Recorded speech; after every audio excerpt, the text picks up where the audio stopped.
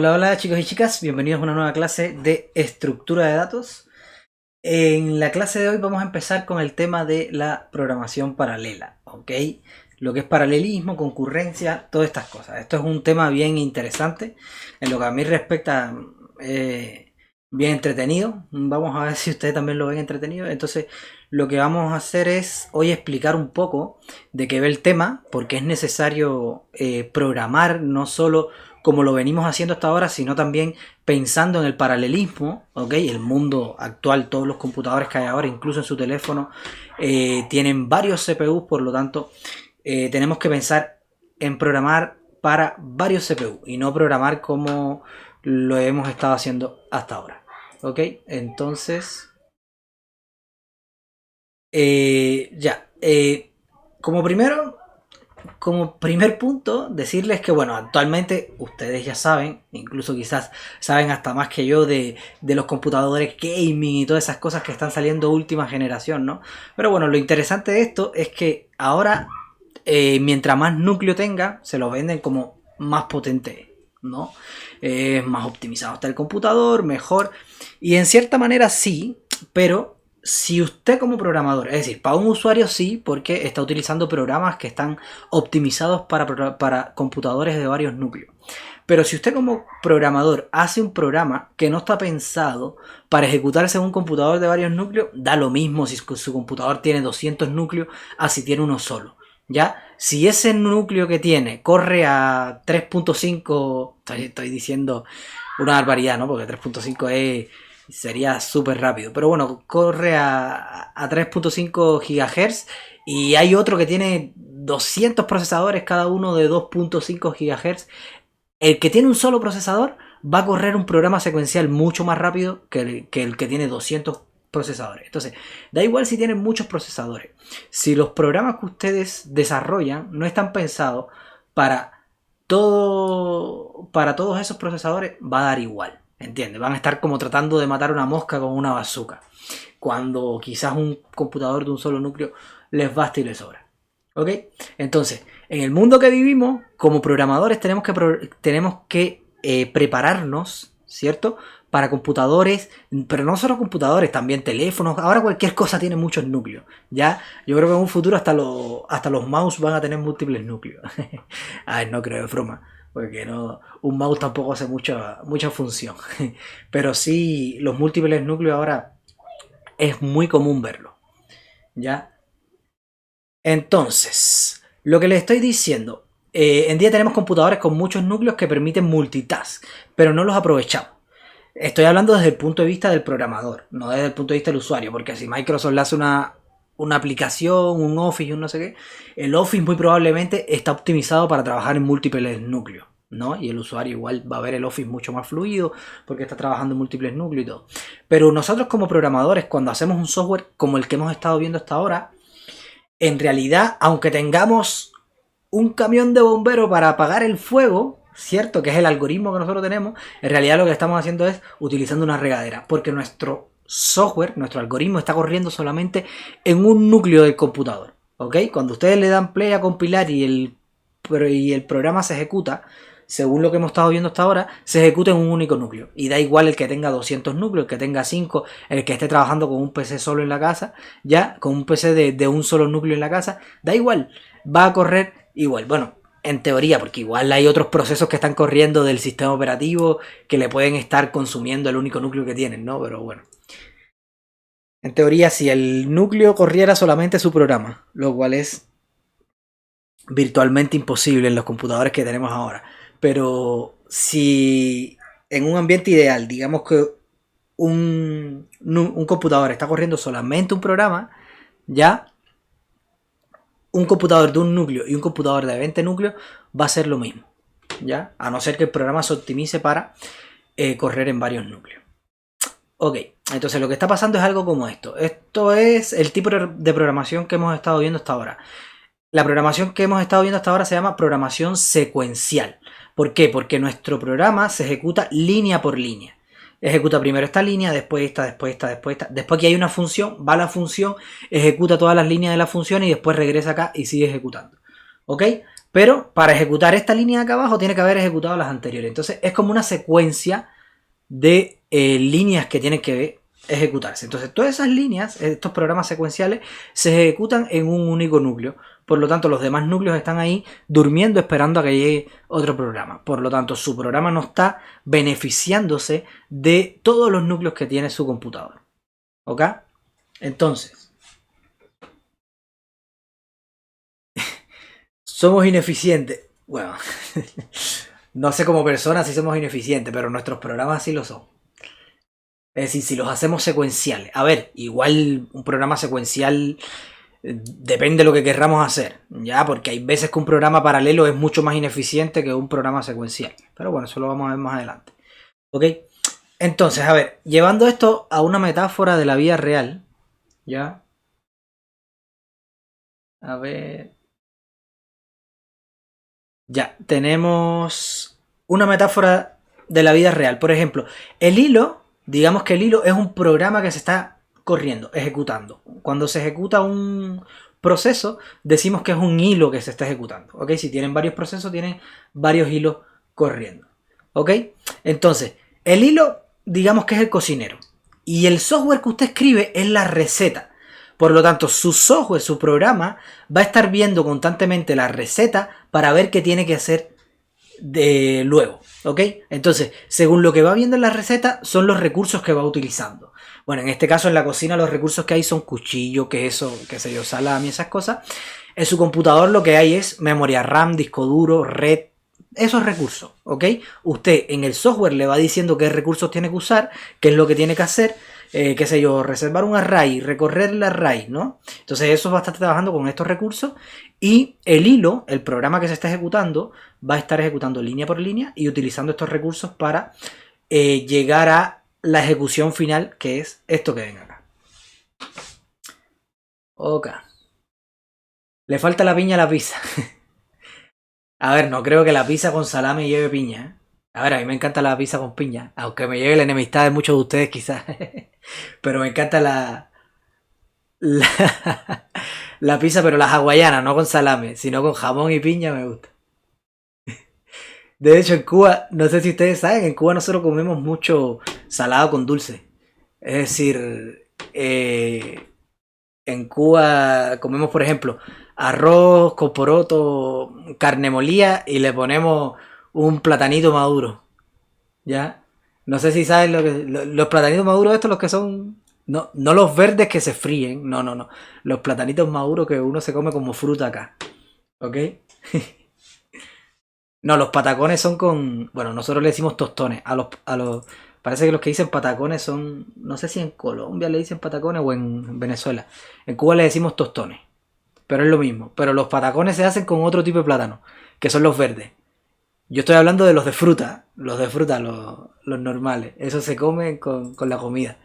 Yo me acuerdo una vez de los primeros trabajos que yo tuve acá, yo en un horario de colación de eso saqué mi almuerzo y me empecé a comer el plátano con el almuerzo y todos me miraban así como, ¿what? ¿De dónde salió este? Sí, pero bueno, son cosas de la cultura de cada uno.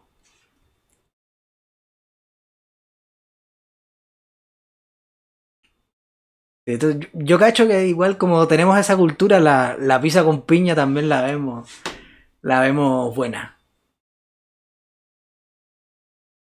Pero bueno, ya, entonces, sigamos con esto acá. Lo de comercial. Sigamos con esto acá. Ok, entonces, tenemos un proceso que está siguiendo un algoritmo y gestionando ciertos recursos para tener el resultado final. ¿Ok? El resultado final puede ser un número, cualquier cosa que devuelva una función, un programa, lo que sea. Ahora, reflexionemos algo. Si yo ahora en vez de tener un hilo, tengo dos, es decir, acá, vale, ni hilo, no les voy a hablar ni en términos técnicos, hablemos de cocinero.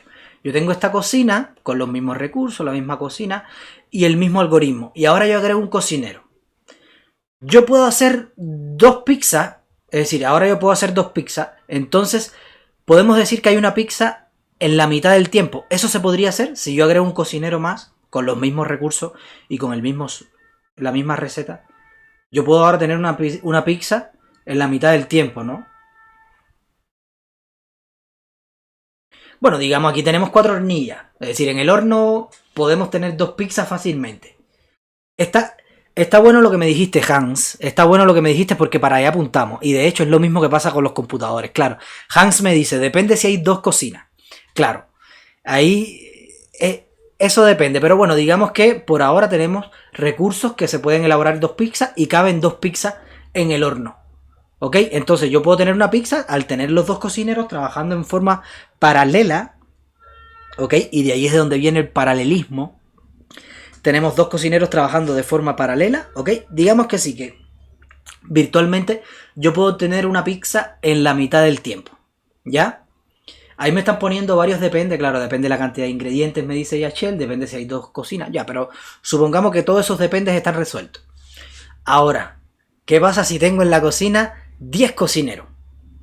10 cocineros. Ahora sí, ¿qué pasaría ahí? Yo podría tener, es decir, una pizza, yo sé que se demora 40 segundos. No sé, un cocinero súper rápido esto de Domino's Pizza. Se demora 40 segundos. Ya. O 40 minutos pongamos, para hacer más... Ya. 40 minutos. Podemos decir que una pizza se va a demorar 4 minutos. O decir más, si yo agrego infinitos cocineros, puedo sacar una pizza en tiempo cero. Es decir, al principio, cuando yo agrego cocinero y los cocineros se mantienen de manera chica, yo podría decir que sí, que puedo tener una pizza en la mitad del tiempo. Pero ahora, a medida que voy agregando cocinero, ¿qué empieza a pasar? Claro, podrían chocar, se quedaron sin hornilla, en el horno caben solamente 4 pizzas. Entonces, empiezan a entorpecerse, muy bien. Eso es... Claro, ahí dice Jeremy, muchas manos matan a la guagua, claro. Es lo que pasa. Entonces hay que buscar como un equilibrio, ¿cierto? Según los recursos que yo tenga, y los tiempos que hay para obtener el resultado, porque eso es otra cosa. Yo no puedo llegar a un tiempo cero porque igual, aunque el cocinero sea súper óptimo, digamos que el cocinero se demora 1 segundo elaborando la pizza, igual el horno lleva su tiempo y eso no depende del cocinero, eso ya depende del recurso. Es decir, un procesador cuando está ejecutando algo tiene su tiempo y da igual. Da igual si ya yo tengo otro proceso listo para hacer otra cosa, el procesador está ahí ejecutando algo, entonces hay que esperar. ¿Ok? Un cocinero maestro haría todo eso sin los otros y mejor. Bueno, está bien, pero y ahí, si quieres hacer 200 pizzas, ¿dónde quedó el cocinero maestro?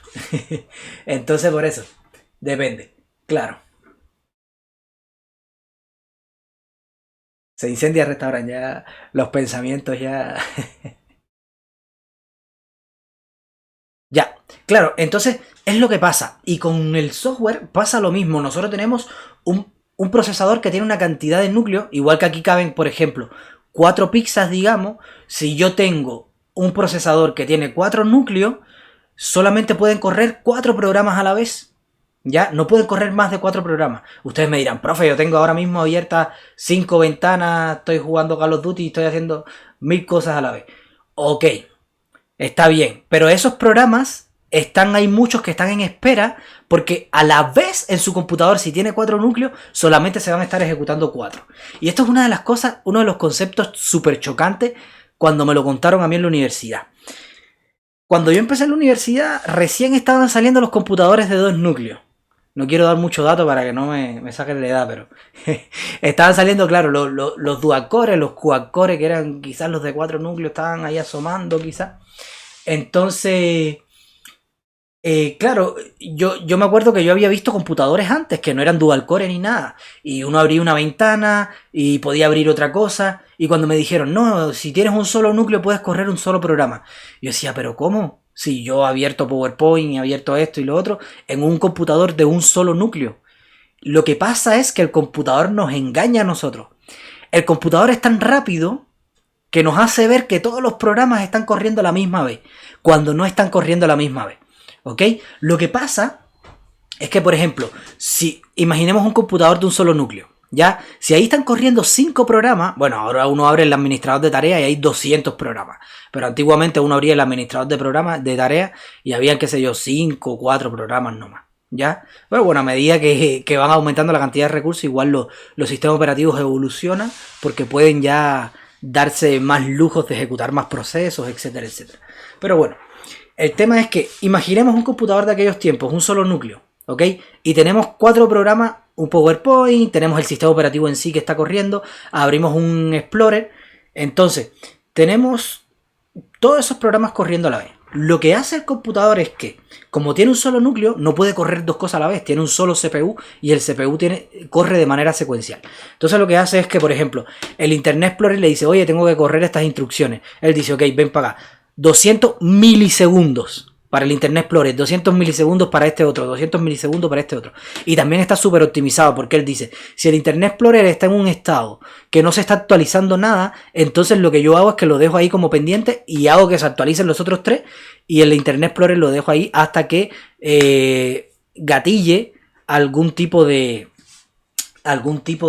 no sé, de excepción o alguna cosa así, y entonces le doy tiempo de nuevo al Internet Explorer. Entonces, lo que pasa en realidad es que esos 4 software están corriendo a la misma vez en un núcleo y el núcleo está asignando tiempos de cómputo tan chicos que nosotros como humanos no somos capaces de diferenciarlo. ¿Ok? El computador sí, el computador, por ejemplo, 200 milisegundos para un computador es muchísimo tiempo. En 200 milisegundos usted puede recorrer una matriz de millones de elementos. ¿Entiendes? Entonces, con 200 milisegundos a un programa, después a otro, virtualmente nosotros lo vemos y está funcionando. Ahora, no sé si se acuerdan antes cuando, bueno, no sé si ustedes vivieron con los computadores de un solo núcleo, pero a veces se quedaba pegada una ventana. ¡Pum! Y de pronto esa ventana funcionaba todo y esa ventana no funcionaba. Muy probablemente es que estaba ahí peleando con los demás programas para tener su pedacito de procesador, pero el cómputo que necesitaba era mucho mayor y entonces con los pedacitos que les iba dando no era suficiente. Entonces como que se quedaba pegado.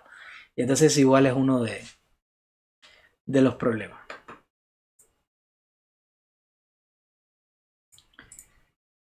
El Chrome ocupa todos los núcleos, sí, puede ser. De hecho, hay programas que están peleando por todos los núcleos. Ahora mismo lo que pasa es que, por ejemplo, nosotros no tenemos el control, o podríamos sí tenerlo, pero generalmente no nos interesa tener el control de en qué núcleo se ejecuta cada cosa.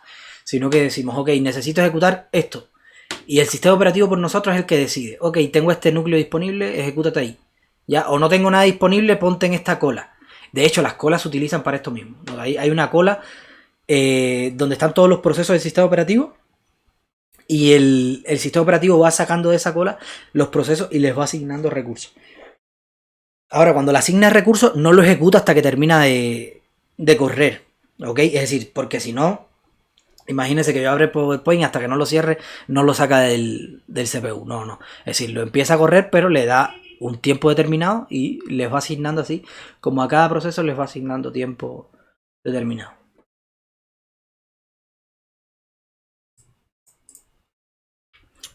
Ok, entonces eso es lo que pasa en realidad. Entonces cuando nosotros tenemos como muchos cocineros empiezan a chocarse, como ustedes me decían. Entonces igual el horno tiene que esperar a que salga una pizza para poner a hornear la otra, etcétera, etcétera. Entonces ya cuando incremento la cantidad de cocineros ya no es tan óptimo, ¿ok? Y entonces hay una ley que es algo como esto, ¿no? Es decir, hay un momento que al aumentar la cantidad de cocineros disminuye el tiempo de cocción. Es decir, el tiempo de cocción de una pizza. Pero llega un momento cuando yo al empezar a agregar cocineros, ya, esto empieza a irse hacia arriba. Entonces lo que hay que buscar es este punto de acá. Ya, este equilibrio. Es decir, tener la cantidad de hilos suficiente para que mi programa, con el número de núcleos que tengo, mi programa corra lo más óptimo posible. ¿Ok? Entonces por eso.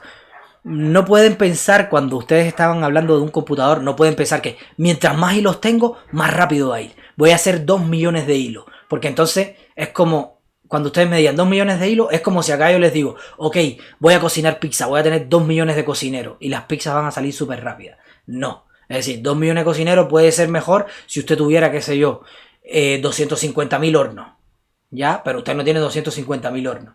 Es decir, estoy hablando de que si ustedes tienen un data center que tienen muchísimos núcleos, entonces sí, podrían ahí crear, qué sé yo, millones de hilos y no se lo va a sentir. Y su programa va a correr, no, va a volar y ni lo va a sentir, ¿ok? Pero claro, depende de los recursos. Ahora, si usted no tiene un data center, usted tiene un computador de 2, 4 núcleos, no puede poner 2 millones de cocineros, ¿ok? Entonces, se entendió bien la analogía, ¿no?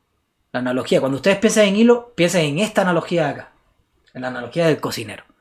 Entonces, si aumentan hilos, es como si aumentara el cocinero. Si aumentan núcleos y RAM y disco duro, lo que están haciendo es dándole más recursos para tener la posibilidad de aumentar más cocineros. Ok, entonces, cuando hablamos de todo esto de paralelismo y estas cosas, hay dos conceptos. Hay dos conceptos. Uno es el paralelismo y otro es la concurrencia. ¿Ok? Y la gente suele confundirse con esto. Porque, por ejemplo, cuando yo les hablaba que en los tiempos antiguos, yo digo tiempos antiguos, pero no son tan antiguos, es increíble cómo la sociedad evoluciona tan rápido. Ah, por cierto, ¿vieron ayer el SN8? Muy bueno, si no lo vieron, búsquenlo en YouTube. Espectacular. Espectacular lo que están haciendo los de SpaceX. Pero bueno, avanza muy rápido la tecnología. Pero bueno, el computador de un solo núcleo, ¿ya? Ustedes creen, fíjense que está corriendo 4 procesos a la vez. Pero ustedes creen que los 4 procesos están corriendo en paralelo. No están corriendo en paralelo porque están en un solo núcleo. Entonces es como que está buscando la manera de que virtualmente esos 4 procesos nosotros los veamos en paralelo, pero no están en paralelo, sino que están de manera concurrente. Nosotros hablamos de concurrencia cuando de alguna manera se están gestionando ya los tiempos para que todo se ejecute a la vez, ¿ya? Pero no se están ejecutando a la vez, sino que se están gestionando los tiempos para que nosotros cuando veamos parezca que se está ejecutando a la vez. Y el paralelismo es cuando yo tengo 4 núcleos y ahora sí, cada proceso está ejecutándose de manera separada, uno en cada núcleo. ¿Ok? Eso sí es paralelismo. Tengo 4 núcleos, un proceso en el núcleo 1, otro en el 2, otro en el 3 y otro en el 4. Eso es paralelismo. Concurrencia es tengo 4 procesos en un único núcleo. Y están como gestionando el sistema operativo, cuál va primero, cuál va después, ¿ok? Me dice Hans, profe, pero el SN8 explotó XD. A ver, no se queden con la explosión, pero ¿vieron el video? Tienen que ver el video, es espectacular lo que hace el SN8. A ver, subieron una cuestión que pesa muchísimo, con 3 motores nomás, que eso va a llevar 27 en su momento. Con 3 motores, lo subieron, pero lo que más me impresionó a mí fue la caída. No sé si vieron la caída, como cayó horizontal y como manejaron, parecía como que estaba levitando en el aire. Y manejaron. Lo que falló fue la parte del final, pero igual se enderezó. No sé si lo vieron como venía horizontal y se enderezó. Ya, lo que igual cayó como muy fuerte y explotó. Pero ojo, es un prototipo. De hecho, no esperaba. La posibilidad de que este saliera bien era como del 30%. Bueno, el 30% a lo mejor se lo inventó Elon Musk, pero fue lo que dijo, que era como el 30%. Pero lo que importa aquí es que se demostró que se podía hacer eso. ¿Entiendes? Sí, Kevin, la prueba corta es para el miércoles que viene. Ya, y entonces lo importante es eso. Lo importante es lo que se logró, ¿entiendes? Se logró demostrar todo eso. Ellos no esperaban que salieran bien. Ya, aunque yo he visto como noticias súper pesimistas, no, que se explotó, que no sé qué. Créanme que esto fue una gran victoria. No, cuando vean a algún medio que dice, no, fue un fiasco, un fracaso y no sé qué.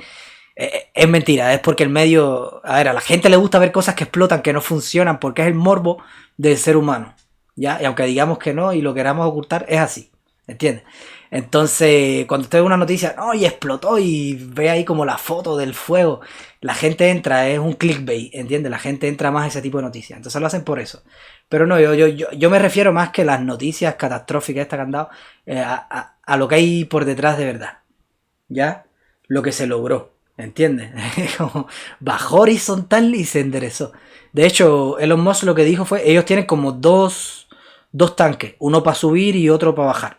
Y en el tanque este de bajar, como que la presión ellos esperaban que fuera más alta y se mantuvo muy baja la presión, entonces al mantenerse muy baja la presión, eh, vino como más acelerado el cohete. Y entonces llegó como con mucha velocidad y explotó. Igual la explosión espectacular. Nada que envidiarle a Hollywood.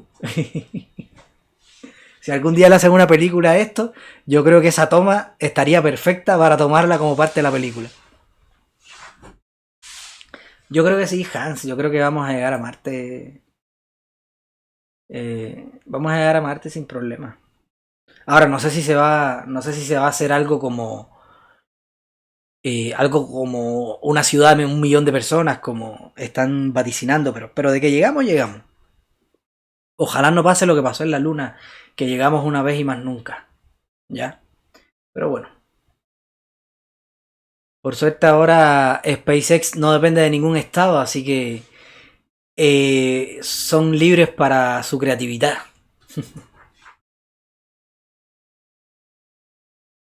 Porque todos los logros que hicieron la NASA y los rusos era más que nada por la Guerra Fría. Ya, entonces la NASA, como depende del Estado, se acabó la Guerra Fría, se disolvió la Unión Soviética y la NASA cayó en el olvido y más nunca hubo viajes a la Luna ni nada.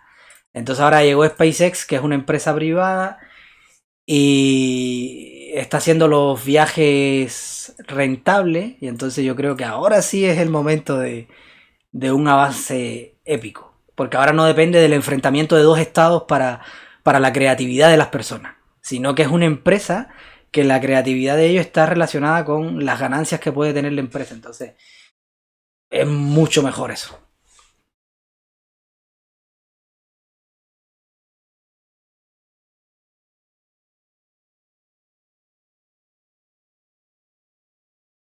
No, no creo que el viaje a la luna haya sido ninguna farsa.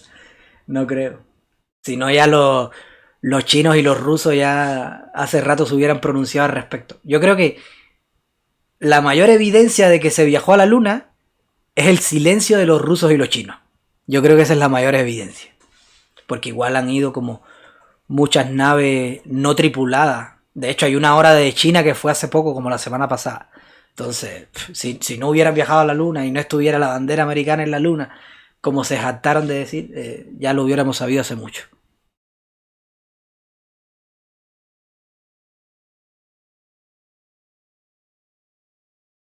Marte propiedad de USA. No, si de hecho dicen que una cosa loca. Ay, bueno, ya, no, me estoy perdiendo mucho de esto. Pero léanse Martin C. Clarke.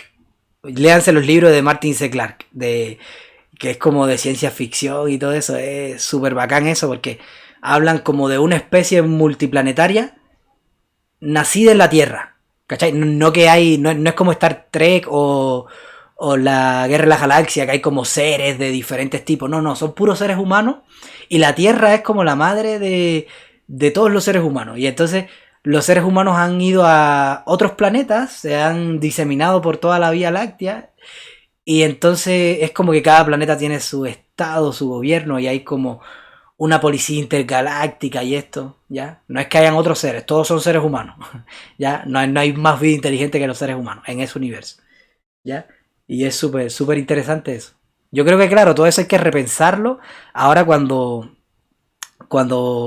vayan a Marte tienen que repensarlo. Pero según lo que dijo SpaceX, lo que están pensando hacer es un gobierno independiente, que no se rija con las cosas de acá de la Tierra. Ni bajo ningún país, ni nada de eso.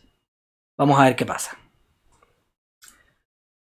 Ok, vamos a ver qué pasa y vamos a ver si lo permiten las grandes potencias. Ya chicos, entonces, paralelismo versus concurrencia. Por ejemplo, un paralelismo es cuando nosotros decimos, ok, yo quiero agregarle más recursos a mi programa. Entonces le pongo más hornos, más cuchillos, más ingredientes, más cocinero. ¿Ok? Entonces, eso lo que permite hacer es las pizzas en simultáneo. Yo no tengo que estar gestionando, oye tú, espera que este termine de cocer su pizza o espera a que de acá salga, no sé, a que este termine de usar el saco de la harina para que tú después utilices la harina. No, no tengo que estar gestionando eso. No hay que administrarlo. Simplemente, cuando un cocinero necesita harina, él va a ir ahí y va a ver una pala de harina y todo, y va a poder sacar sin preocuparse de haber una colisión con nadie más. Cada uno va a tener como su mini universo independiente. ¿Ok? Si llevamos eso a la programación, por ejemplo, imaginemos que tenemos un array súper largo. ¿Ok? Y entonces queremos sumar todos los elementos del array. Un ejemplo de paralelismo es, yo tomo el primer cuarto del array y se lo paso a un procesador, el segundo cuarto se lo paso a otro, el tercer cuarto a otro y el último cuarto al otro procesador. Fíjense que este procesador nunca va a chocar con esto porque él tiene sus recursos acá individuales. Este tiene sus recursos individuales, este también, este también. Entonces cada uno puede trabajar de manera individual sin depender de otro. Sin depender, no, tengo que esperar a que el programa 3 termine y que me envíe alguna respuesta. No, cada uno está independiente. Entonces, eso es paralelismo. Cada uno ejecutándose en su procesador independiente. ¿Ok? Cuando hablamos de paralelismo, hablamos de esto. Ahora, cuando hablamos de concurrencia, es que mis recursos no son ilimitados. Yo tengo una cantidad de recursos limitados y tengo que administrarlo. Un poco lo que hace el Estado, ¿no? Tenemos recursos limitados. Bueno, lo que en teoría debería ser un buen estado. Entonces, tengo recursos limitados y yo tengo que gestionar quién puede acceder a qué recurso en cada momento. ¿Cierto? Entonces, acá la concurrencia es eso. Es como cuando yo tengo un programa, tengo un computador de un solo núcleo y tengo 5 programas que quieren ejecutarse, entonces yo tengo que gestionar, mira, programa 1, ejecútate 300 milisegundos acá. Y cuando termine avísame para darle paso al otro. Ya terminé, ya, tú, pum, pum, pum. Y voy ejecutando un poquitito de cada uno. Ahí estoy administrando los recursos para que cada programa se vaya ejecutando de manera virtualmente paralela. Es decir, todos están ejecutándose a la misma vez, pero no con paralelismo, sino con concurrencia. Están como gestionándose los recursos. ¿Ok? ¿Qué es lo que pone aquí el ejemplo? Controlar el uso del horno, que un chef no haga la masa si otro ya la está haciendo. ¿Ok? Quizás yo pongo un chef y le digo, mira, tú ponte a hacer solamente masa. Pum, pum, pum, pum, pum. Le digo a otro chef, ok, tú vas a gestionar el horno. Ese tipo de administración, eso es concurrencia. ¿Ok? Y paralelismo es cuando yo digo, ok, aquí voy a tener una mini cocina para este chef. Oye, chef, tú ponte a hacer pizzas en esta mini cocina. Voy a tener a otro chef en esta mini cocina y así. Eso es paralelismo, porque ellos están en sus recursos ahí individuales y ahí yo sí puedo ejecutar todo a la misma vez. Pero concurrencia es, yo tengo recursos limitados y todos pueden acceder a los mismos recursos a la misma vez, entonces tengo que gestionarlo. ¿Ya? Claro, en perfecta armonía. Así mismo, Hans. ¿Se entendió la diferencia o no entre paralelismo y concurrencia?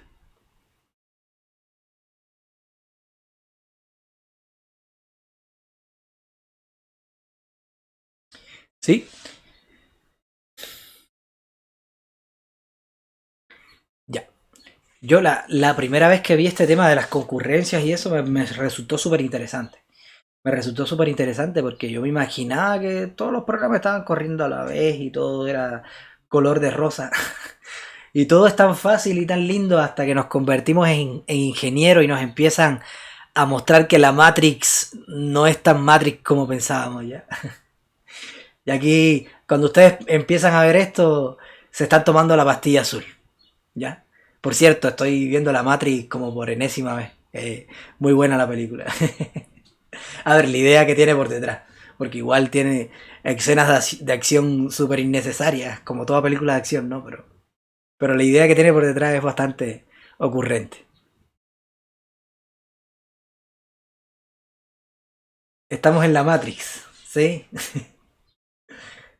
Bueno, si a mí me dieran ahora mismo a probar la pastilla roja o la azul, en realidad yo no sabría qué probar.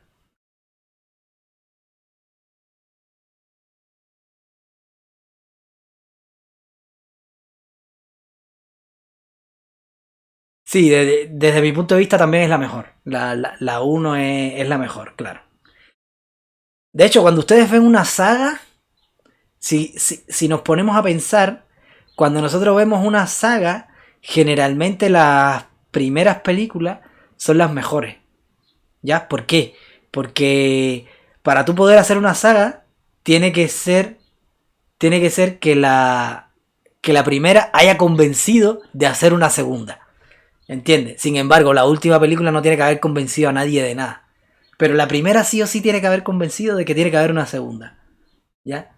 Y en el caso de la Matrix, la primera película no solo convenció de que tenía que haber una segunda, sino que te convenció de que tenía que haber dos más. Porque ustedes saben que la segunda y la tercera es como parte de una sola... De hecho, salieron el mismo año, parece. Es como parte de una sola trama, pero la dividieron en dos.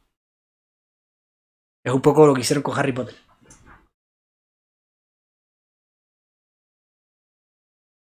Claro, a ver, Deadpool 2 es buena también, pero la parte disruptiva de Deadpool la aportó la uno, ¿entiendes? Es decir, Deadpool 2 no agregó nada creativo, sino que hizo lo mismo que había hecho Deadpool 1, ¿ya? Y de una buena manera, porque Deadpool también es bastante buena esa peli.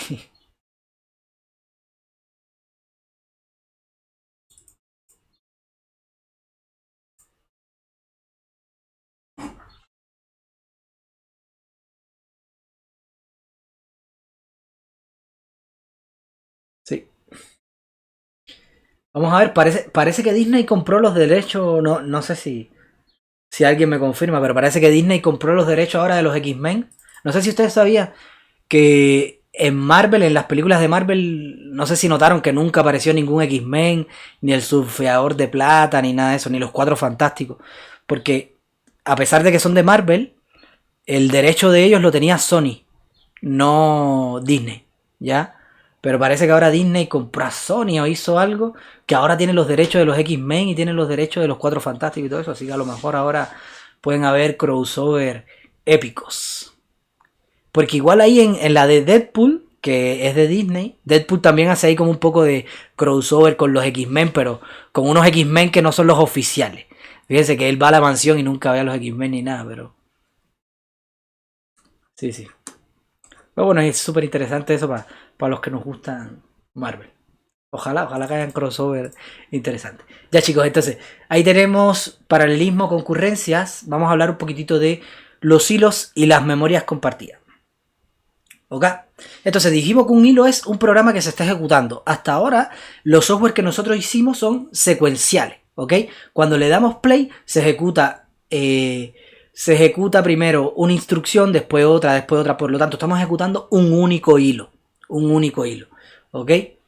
Entonces, antes de empezar con esto, quiero hacerle una pregunta aquí a ver de paralelismo y concurrencia. ¿Qué creen ustedes? Los computadores actuales, ahora mismo su sistema operativo de su computador, bueno, o de su teléfono, de donde estén viendo la clase, ¿qué creen que está haciendo? ¿Paralelismo o concurrencia? ¿Qué creen que está haciendo? ¿Su computador o su móvil o lo que sea?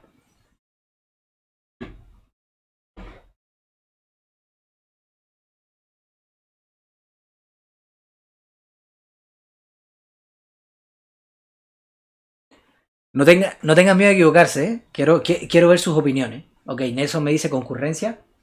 Ok. Pablo paralelismo. Diego me dice ambos, paralelismo y concurrencia. Claro, la respuesta es esa, ambos. Ambos. Porque fíjense que lo que pasa es que su computador, por ejemplo, no sé, a lo mejor tiene 2, 4 núcleos y están ejecutando 100 programas. Entonces, hay paralelismo porque siempre van a haber 4 programas, bueno, no siempre, a lo mejor en algún momento que no estén ocupando mucho nivel de cómputo, hay 3 procesadores que están durmiendo, pero bueno, suponiendo que se estén utilizando todos.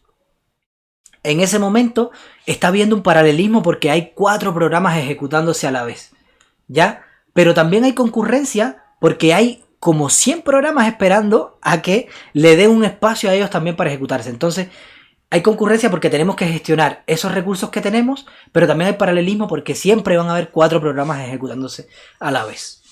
¿Ok? Claro. Y entonces eso. La respuesta es esa. Hay ambos. Paralelismo porque siempre van a haber 4 programas ejecutándose a la vez.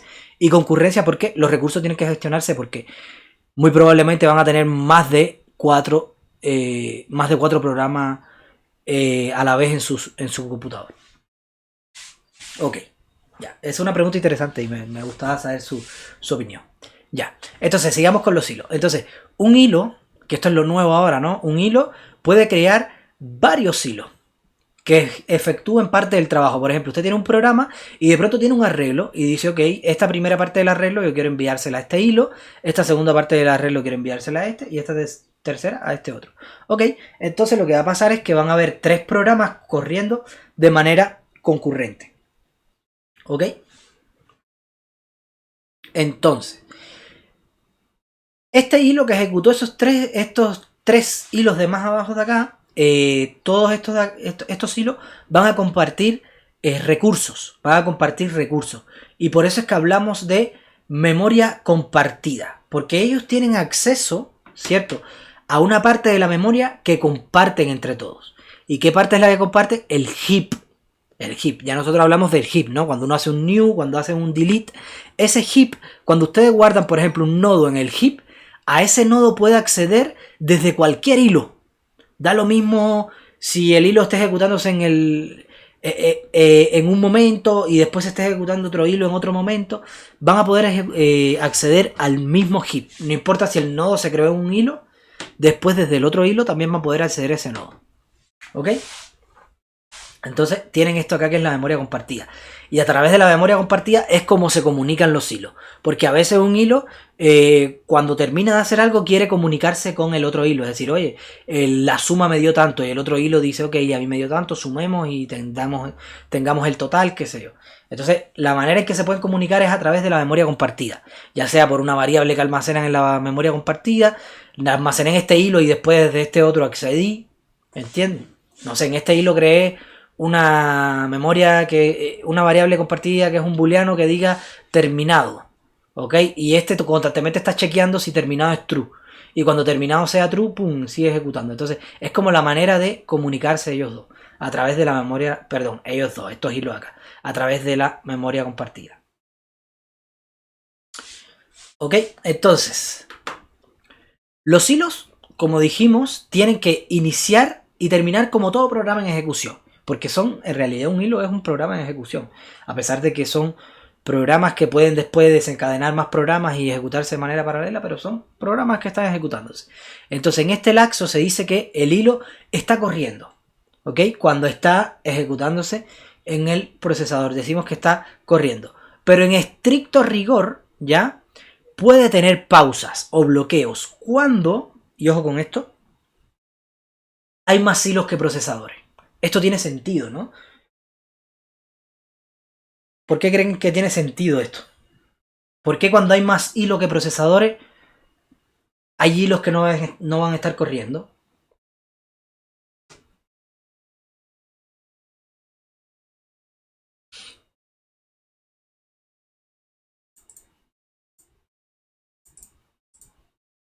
¿Qué creen ustedes? Aquí dice un hilo, bueno, y nosotros lo ejecutamos, está corriendo, pero hay momentos en que puede pararse, por ejemplo, hay más hilos que procesadores. Claro, porque no hay suficiente, muy bien, Vicente, porque no hay suficientes procesadores para los hilos en ese momento. Muy bien, es decir, yo tengo 10 hilos, tengo 4 procesadores, entonces hay 4 hilos que están corriendo, pero hay 6 que están bloqueados porque todavía no tengo ningún procesador disponible para ejecutarlo. ¿Ok? Y otra cosa que puede pasar porque esté bloqueado es que está esperando que algo ocurra. ¿Ya? Algo ocurra, ahí vamos a ver lo que son los mutex, que a lo mejor está esperando a que un mutex se libere, o hay también líneas de código que decimos que son I/O extensive. Es que I/O es como input-output. Es decir, que dependen de entrada-salida, de alguna manera. Porque, a ver, si yo tengo, por ejemplo, una línea de código que escribe a disco duro o que lee de disco duro, entiéndase, escribe archivo, lee de un archivo, o escribe así una base de datos, lee de una base de datos, fíjense que lo que está haciendo es una llamada a un disco duro. Y la llamada a disco duro, aunque es súper rápido en tiempo humano, es lento para un computador. ¿Ya? Es decir, es mucho más lento que una memoria RAM. Por lo tanto, cuando hace una llamada a disco duro, un hilo, lo que puede hacer el sistema operativo es que cuando ve que hace una llamada a disco duro, lo pone en pausa y le da su espacio a otro hilo. ¿Ya? Otro hilo que sí vaya a ejecutar algo. Porque el hilo que estaba ahí le pidió algo al disco duro, por lo tanto tiene que esperar a que el disco duro se lo dé de regreso. Entonces lo que hace el sistema operativo es, ok, le pediste algo al disco duro, ponte ahí en pausa y cuando el disco duro te lo traiga yo te desbloqueo. Y lo bloquea. Y entonces ahí, en donde estaba él, hay otro hilo ahora que puede aprovechar ese lugar. Ok, son como optimizaciones. Y quizás usted me dice, bueno, pero la lectura en disco es rápida. Sí, es rápida. Igual lo bloquea y lo desbloquea súper rápido también. ¿Ok? Pero es una optimización. Y otra que es más lenta es la lectura a red. Es decir, nosotros podemos ver la lectura y escritura a internet como una lectura o escritura en disco duro. ¿Ok?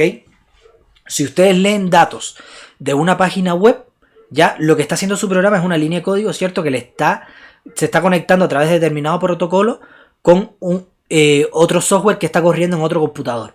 Por lo tanto, al él intentar comunicarse con ese protocolo, va a tener que esperar a que su información viaje y regrese. Ya ahora incluso más lento porque tiene que viajar por la red, ¿no? Es decir, el disco duro lo que tiene que hacer es viajar por unos cables de cobre y regresar por unos cables de cobre, que es más lento que la RAM, pero es mucho más rápido que viajar por internet. ¿Ya? Entonces, cuando su software hace un llamado a internet, que va a escribir algo o va a leer algo de internet, igual su sistema operativo muy probablemente toma ese hilo y le dice, ok, tú pediste algo de internet, te bloqueo momentáneamente hasta que te llegue lo que pediste. Y ese espacio que tú tenías se lo doy al Office o se lo doy a quien sea para que vaya ejecutando lo suyo. ¿Ok? Entonces eso es otra de las razones por la que un hilo puede estar esperando. ¿Ya? Puede estar bloqueado porque está esperando a que algo ocurra.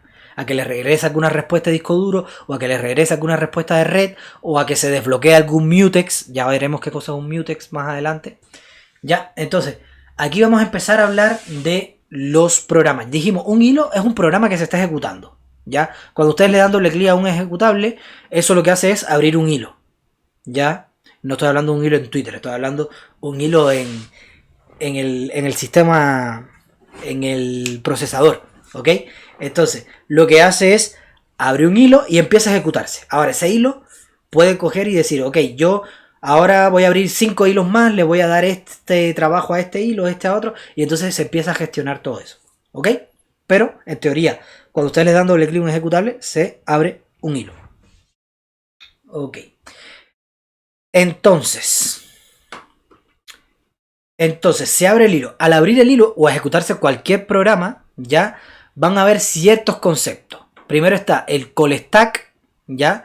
El call stack, ¿cuál es? El call stack es la que me permite a mí hacer llamados a funciones, ¿ya? Hay una cosa en sus programas que se llama stack frame.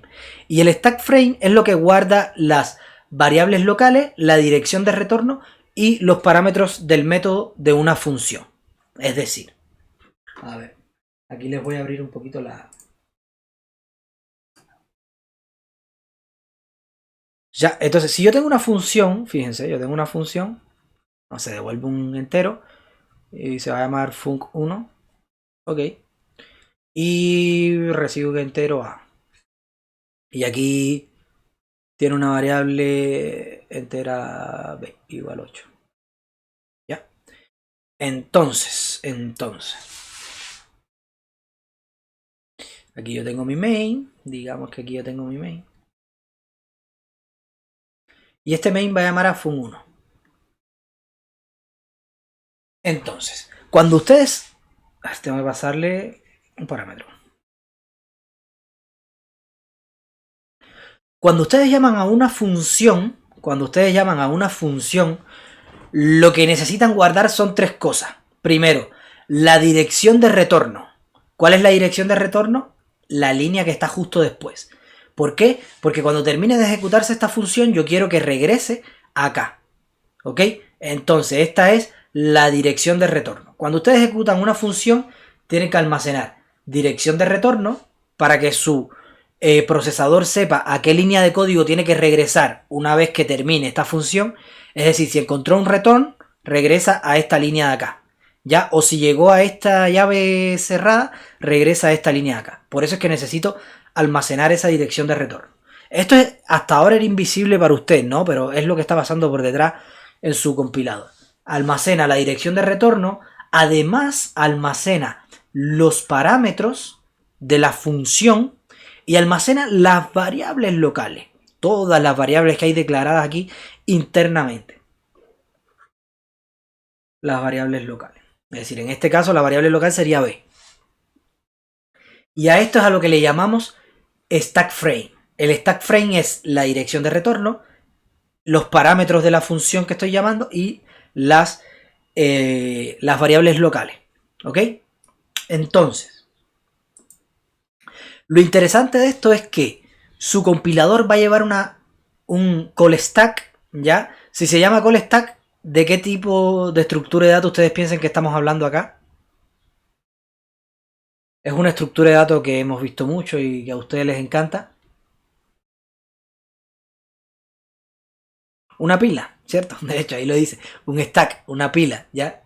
Muy bien. Entonces, su compilador, sea el que sea, siempre va a llevar una pila donde constantemente está almacenando cuáles son las funciones que se van ejecutando, ¿ya? Y entonces aquí es donde se les abre a ustedes la mente, y porque a mí una de las cosas que me confundía siempre era, oye, ¿y cómo yo sé cuando ejecuto una función y dentro ejecuto otra y dentro ejecuto otra, cómo el compilador después sabe a dónde tiene que regresar en cada momento? Para mí eso era como súper complicado. Y en realidad no es tan complicado. Lo que hace el compilador es que lleva una pila y cada vez que ustedes ejecutan una función, guarda el stack frame de esa función.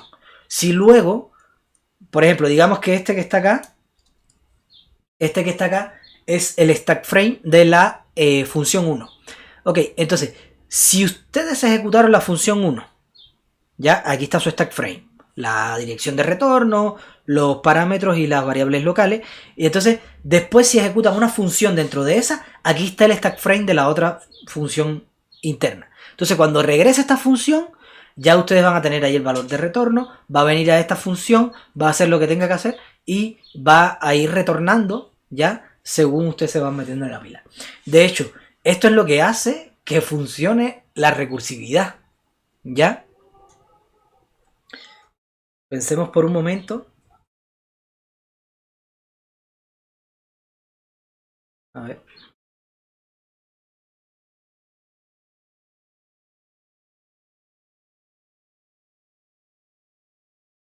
Pensemos por un momento.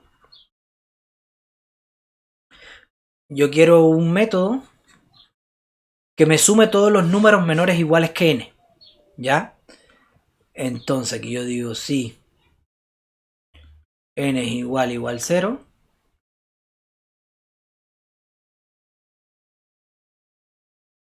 Return 0. ¿Ya? Cuando ustedes vean en sus compiladores, no sé si han notado que el 0 siempre tiene como una rayita en el medio. Esa rayita en el medio se la ponen para que el programador no lo confunda con una O.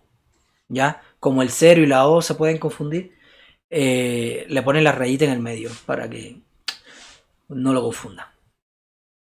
Ok, entonces aquí retorno.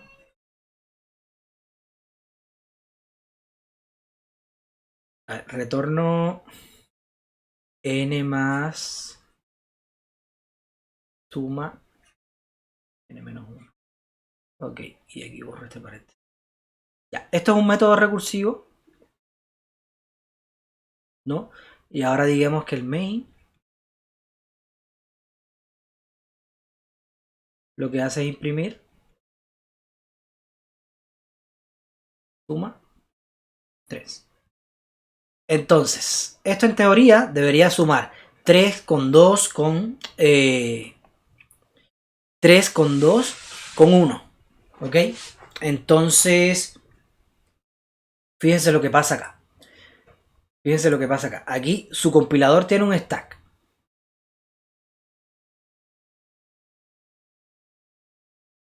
Que es donde se van a almacenar todas las funciones. Entonces, cuando usted llama a esta función suma, se almacena, aquí no sé, pongámosle un número de línea a este.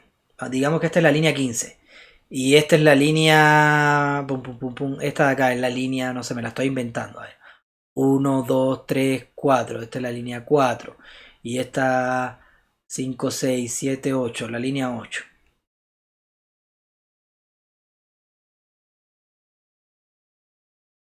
Es que no le puedo poner las líneas así porque, claro, como es recursivo... Sí, pero bueno, sí. Línea 4 y línea 8. Ya, entonces, lo que hace acá es que al llamar a suma, lo que hace es decir, ok, yo llamé a suma y aquí están los parámetros, que es un 3. ¿Ok?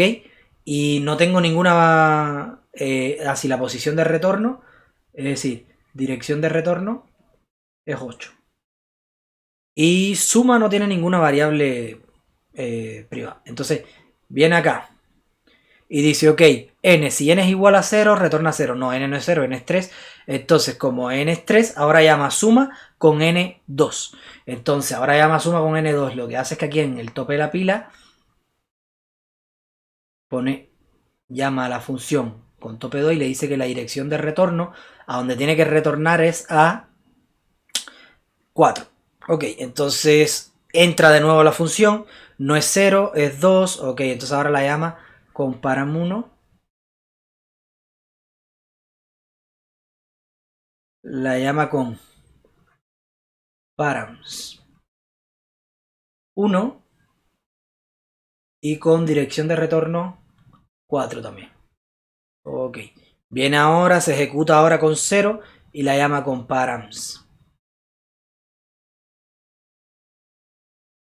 0 y dirección de retorno 4. ¿No? Cada vez que se va llamando una función, se va almacenando esto. Entonces, fíjense, aquí llega este return, porque n es igual 0 ahora. Entonces, llegó al return y lo que hace es que devuelve 0. ¿A dónde lo devuelve? Bueno, aquí a la dirección donde es el retorno. Y entonces aquí ya sabe que tiene que devolver a esta dirección y donde está esa función, sustituirla con el valor que devuelve. ¿Ok? Entonces, ahí va la dirección 4. Ahí va la dirección 4. Pum, pum, pum. Y dice, ok, ahora mi param es 1, ¿cierto? N es 1. Y yo recibí un 0. Entonces sumo el 1 con el 0 que recibí. Ok, entonces ahora tengo que retornar esta suma, que es un 1. Retorno 1. ¿A dónde tengo que retornarlo? A la línea 4, que es esta misma. Ok, aquí tengo que retornar. Entonces ahora esta suma de aquí es un 1. Ok, es decir, ya retorné, por lo tanto esto sale de la pila con un pop. Ok, sale de la pila. Y entonces, claro, aquí viene un 1 retornado. Y el n, fíjense que es un 2. Entonces 2 más el 1 devuelvo un 3. ¿A dónde lo devuelvo? A la posición 4. Ok. Borre el lienzo. Pum, pum, pum, pum, pum, pum, pum. Es decir, saca esto de la pila. Y acá viene un 3. Lo suma con el 2 que tenía. Es decir, viene un 2, perdón. Claro, viene un 3. Sí, viene un 3 porque 2 más 1 es 3. Viene un 3, lo suma con el 3 que tiene como parámetro y dice, ok, ¿y eso a dónde lo retorno?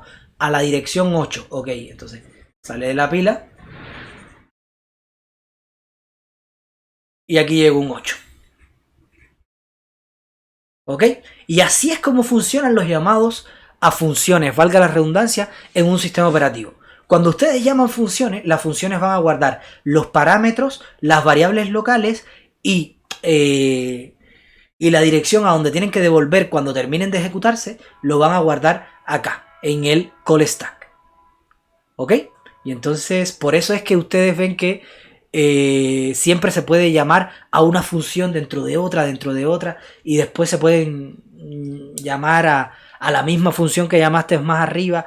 Todas esas cosas se pueden hacer porque lo que está haciendo el sistema operativo es poniéndolo en un stack y en cada momento sabe que cuando tenga un valor que retornar, sabe a dónde tiene que retornarlo, a qué línea de código tiene que volver.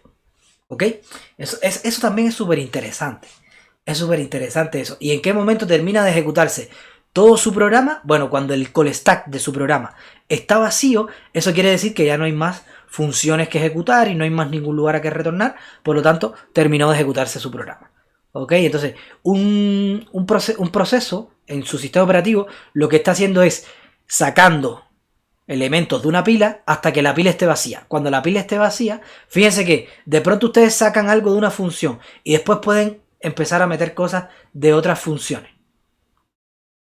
¿Ok? Que es lo mismo que pasaba. Es decir, por ejemplo, lo que les digo es acá.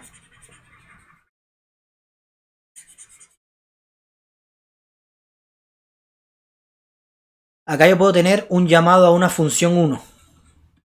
Y aquí abajo un llamado a una función 2. ¿Ok? Llamado a una función 1 y un llamado a una función 2. Fíjense que la función 1 puede llamar a 200 funciones internas, que todas esas funciones internas se van a poner encima de la pila, encima de ella en la pila. Por lo tanto, cuando yo saco esta función de la pila, ya se ejecutó todo lo que había dentro de ella. Entonces, cuando yo ejecuto esta función, ya yo ejecuté todo lo que había interno a esto. ¿Ok? Es súper interesante eso. Y lo que me permite eso es la pila. Traten de implementar esto con otra cosa que no sea una pila para que vean que se les va a hacer bien complicado. ¿Ok? Entonces, para que vean los usos que pueden tener las estructuras de datos. Porque quizás cuando ustedes ven lo que es una pila y una cola, la entienden bien y dicen, ok, ya, pero ¿qué uso tiene? Tiene muchos usos en dependencia de los problemas que tengan que resolver. Por ejemplo, este de acá. O lo que vimos de los paréntesis balanceados. También, ¿entiendes? Es decir, tienen muchísimos usos estas cosas. Ya. Continuemos. Entonces, este es el call stack. Si tienen alguna duda con el call stack, me preguntan nomás. Yo estoy viendo el chat. Ok, el program counter, su sistema operativo cuando está ejecutando un proceso, además de llevar un call stack para saber en qué función anda y qué función tiene que retornar, a dónde va a retornar y todo eso, además de eso tiene que llevar un program counter. Y el program counter lo que tiene es un numerito, ¿ya? Que es en qué línea de código está ejecutándose ahora mismo. ¿Ok? Por ejemplo, estas son las instrucciones. No se asusten, esto ustedes dirán, profe, pero eso no es C++, eso es assembly. ¿Ok? Ensamblador. Que es un lenguaje de bajo nivel. Es el lenguaje de más bajo nivel que hay que no sea el lenguaje de máquina. Porque el lenguaje de máquina ya es como puro ceros y uno. Entonces, esto es uno que no es puro ceros y uno. Por ejemplo, tiene un load, un add, un write. No son puros ceros y uno. Pero lo que hay abajo de esto es ya lenguaje de máquina, que es puro ceros y uno. Es traducir, por ejemplo, el load, traducirlo a 0010. Y entonces, como lo AD 0010, entonces el lenguaje de máquina es que ponen todo esto en un array así de puros ceros y unos, pero su computador sabe qué significa acá. Si es 0010, sabe que lo que está queriendo hacer es un load y eso. Es decir, ensamblador, traducirlo al lenguaje de máquina no es complicado. ¿Ya? Lo complicado es entender ensamblador. Ya, entonces. Ok, entonces en programas secuenciales se ejecuta solo uno a la vez. Pero en los programas estos que estamos hablando de hilo, puede haber un hilo que tenga un program counter por acá y puede haber otro hilo que tenga un program counter más adelantado. ¿Ya? Porque podemos tener, para un mismo código podemos tener varios hilos. Uno está ejecutando una función, otro está ejecutando otra. Por lo tanto, están en líneas distintas del código. ¿Ok? El program counter va señalando en qué línea está. Y cuando le ejecuta lo que hace es que el program counter aumenta 1 y entonces el cocinero o el sistema operativo ya sabe que tiene que ejecutar la siguiente línea de código. ¿Ya? Y así es como su sistema operativo sabe qué línea se está ejecutando cada vez.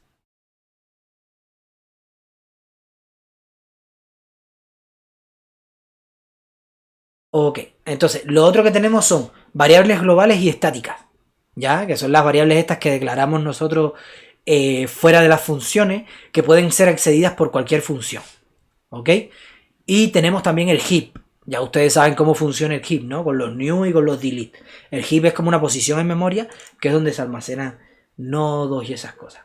¿Ya? Entonces lo que tenemos en un programa cuando lo ejecutamos es el call stack para llevar el estado de cada una de las funciones que se van ejecutando, cuál es la actual y todo eso.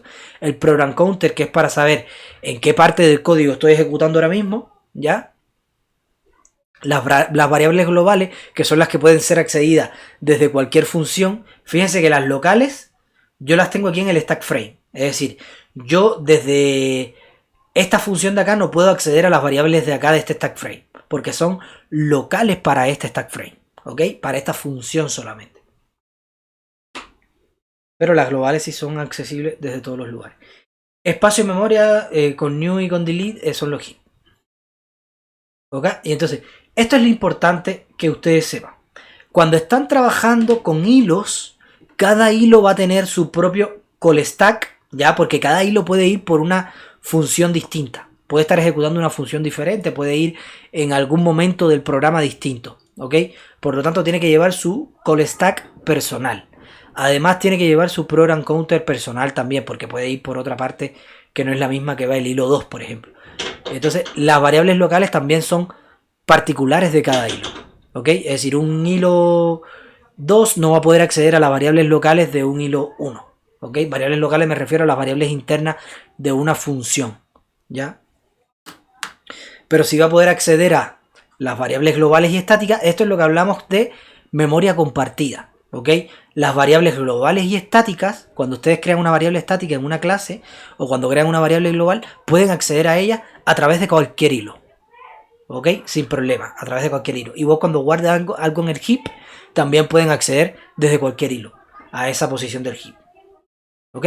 Entonces, esto es como la memoria compartida. Esto es lo que pueden compartir los hilos y esto es lo que tiene cada hilo individual, ¿ok? Entonces, lo que sucede acá es que vamos a tener ahora un problemita. Y el problemita surge de cómo estos hilos comparten el heap y comparten estas variables globales y estáticas, van a poder existir conflictos. ¿Ok?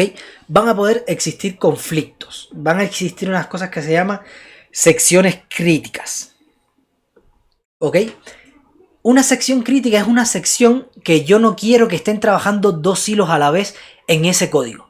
Por ejemplo, si yo tengo una función y no quiero que hayan dos hilos a la misma vez en esa función es una sección crítica. ¿Ok? Y ustedes me dirán, profe, pero ¿por qué yo querría que dos hilos no estén en la misma función? ¿No sería mejor, no me daría igual eso y que todo se ejecute?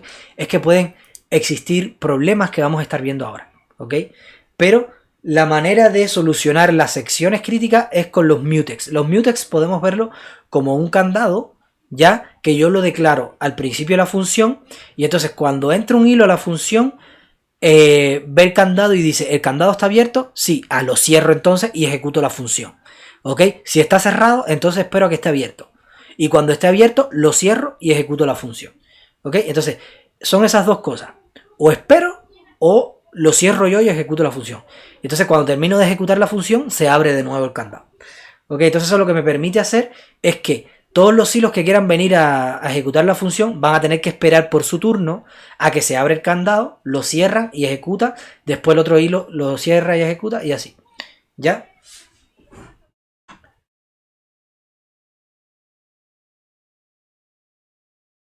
Ok, no sé si entendieron bien esa parte. Lo que les estoy hablando es algo como esto. ¿Ya? Tengo una función, ¿ok? Y aquí tengo un mutex, le voy a poner así nomás, mutex, ya, new mutex. Y aquí voy a poner al final de la función delete mutex. Ok. Entonces, imagínense que viene un hilo por acá, pum, ejecuta esta, le mandan a ejecutar esta función al hilo y ve que hay un mutex ahí. Y dice, ok, entonces hay un mutex aquí, le dice, oye mutex, ¿estás abierto? Sí, bueno, ciérrate y empiezo a ejecutar. Llega otro hilo y dice, mutex, ¿estás abierto? No, no estoy abierto, hay un hilo aquí ejecutándose, ok. Llega un tercer hilo, ¿estás abierto? No. Hay 50 hilos esperando a que este mutex termine, se abra. Entonces, el hilo que está ejecutando esto ejecuta y llega acá y le dice al mutex, oye, libérate. Y el mutex se libera. Y entonces de los hilos que hay aquí esperando, otro hilo entra y cierra el mutex y ejecuta todo esto. Entonces fíjense que en cada momento este código de acá va a estar siendo ejecutado por un único mutex. Entonces, esta parte de acá no va a ser paralela, va a ser secuencial. Por lo tanto, estas regiones críticas yo tengo que solamente utilizarlas en caso de que sea estrictamente necesario. Porque yo lo que estoy haciendo aquí arriba es parando todos los hilos ahí. ¿Ok? Los estoy deteniendo ahí y les estoy diciendo, espérense que hay alguien trabajando. Entonces lo que estoy haciendo es enlenteciendo mi programa. Entonces no tiene sentido de que yo ponga mutex si no es una sección crítica. ¿Ok? Entonces, eso es lo que hace el mutex. ¿Ya? El mutex va a tener tres opciones. Primero, el new, que lo que hace es crear el mutex. Lo crea vacío, nadie lo está usando. El acquire, el adquirir, ¿no? Acquire, lo que hace es el hilo, cuando ejecuta el acquire, lo que hace es que cierra el mutex y ejecuta lo que tenga que ejecutar. Y cuando hace el release, lo que hace es liberar el mutex. Entonces, cuando yo ejecuto el acquire, pueden pasar dos cosas. Que el mutex esté cerrado. Si el mutex está cerrado, entonces mi hilo queda ahí pegado esperando a que el mutex se libere, ¿ok? Y si el hilo no está, si el mutex no está cerrado, entonces el acquire lo que va a hacer es cerrar el mutex y darle luz verde al hilo para que ejecute lo que tenga que ejecutar, ¿ok? Entonces, ¿cuál es el problema? Y esto es de lo que les quería hablar. Y bueno, y vamos a ponerlo en el caso más delicado posible. Hablemos de una aplicación bancaria, ¿no? Nadie quiere perder plata. Y es una de las cosas más críticas, ¿no? De hecho, los clientes más exigentes que van a tener alguna vez son los que ustedes tienen que gestionar sistemas que estén trabajando con platas. ¿Ya? Ahí son súper exigentes. Y más si programan como un banco o algo de eso. Entonces no sé si han visto que hay muchos bancos que tienen sistemas muy antiguos. Porque para crear sistemas nuevos tienen que estar muy seguros de que es una empresa y son personas bien capacitadas para que no pasen algo como lo que les voy a mostrar ahora. ¿Ya? Por ejemplo, digamos que tenemos un método que se llama retirar. Ese método recibe una cuenta bancaria y un monto que quiere retirar. ¿Ok? Y hace dos cosas. Dice, dame el balance de la cuenta y si el balance es menor que el monto que quiero retirar, lanza una excepción. Es decir, usted está en el cajero, tiene 2 lucas en su cuenta root y dice, ok, quiero sacar 20.000 pesos. Su cajero, que le va a decir, excepción, ¿ok? Porque va a llegar a esta línea de código. Va a decir, oye, el monto que quiere, el monto que tiene es menor al que quiere sacar, ¿no? Y entonces, en caso de que no lance esta excepción, es decir, en caso de que no entre este if, lo que va a hacer es que el balance de su cuenta lo va a reducir en el monto que usted extrajo, ¿ok? Y aquí es donde viene el problema. Aquí es donde viene el problema. Cuando yo estoy ejecutando hilos, yo no manejo en qué momento el procesador le va a dar su ejecución a otro hilo. ¿Ok? Eso yo no lo manejo. El procesador puede decirme, cuando se está ejecutando esta línea de código, me puede decir, oye, ponte en pausa, que ya se cumplió tu tiempo, se lo voy a dar a otro hilo. Y entonces aquí yo estoy en pausa en esta línea de código y está ahora ejecutando ese otro hilo. O puedes pausarme en esta línea o en esta otra. Yo no tengo manera de saber cuándo el sistema operativo va a tomar el hilo que está ejecutando mi software y lo va a pausar. Por lo tanto, yo tengo que asumir que lo puede pausar en cualquier línea de código.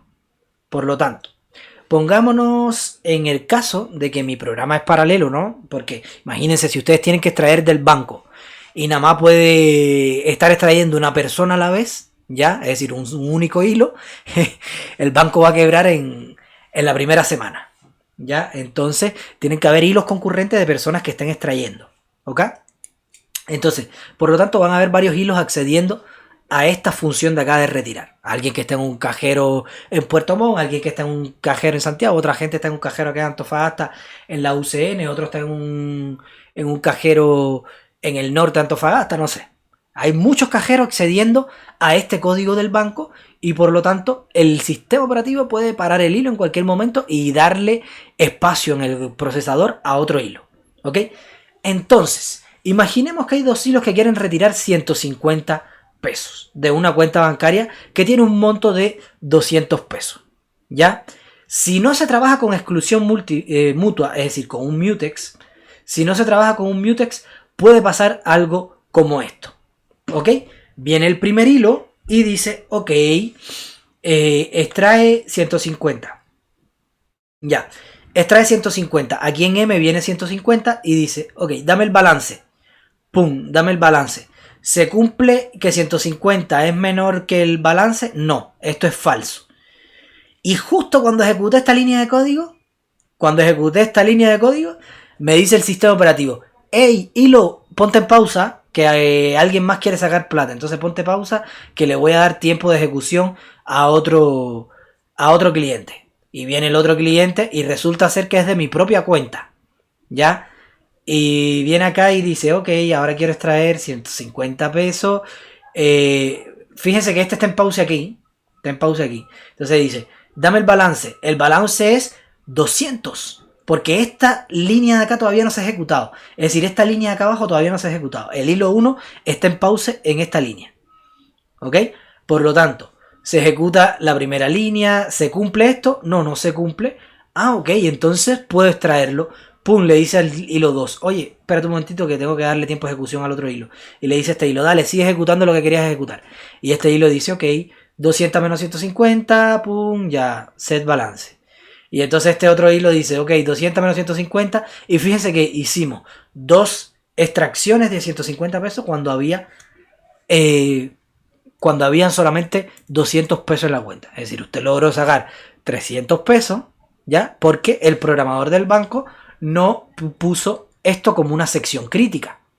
¿Ok? Y entonces al no poner esto como sección crítica, los hilos ahí pueden estar ejecutando estos códigos a la misma vez. Y ese es el problema que puede haber. Y ustedes me pueden decir, sí, profe, pucha, bacán, el banco hace muchas cosas malas y sí, y qué bacán encontrar maneras. A ver. Pónganse ahora desde el punto de vista del pobre programador que le desarrolló esto al banco.